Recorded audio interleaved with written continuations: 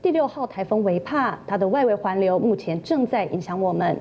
预计今天就是台风离台湾最接近的时候，台风的暴风圈已经进入了台湾南方的海面。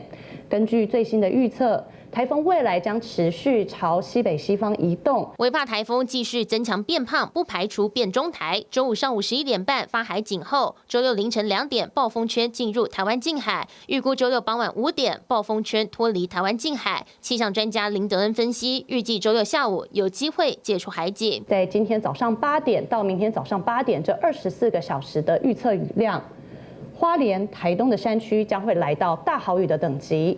而花东的平地以及宜兰、南投、高屏山区，还有恒春半岛将会来到豪雨的等级。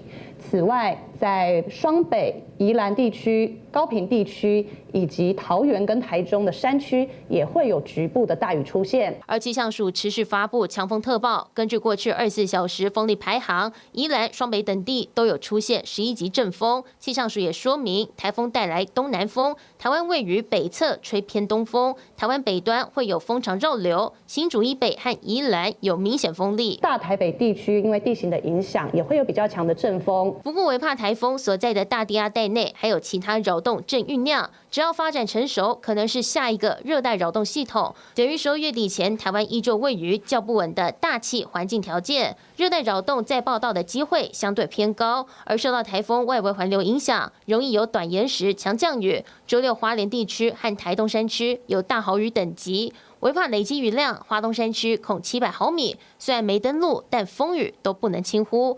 TVB 新闻综合报道。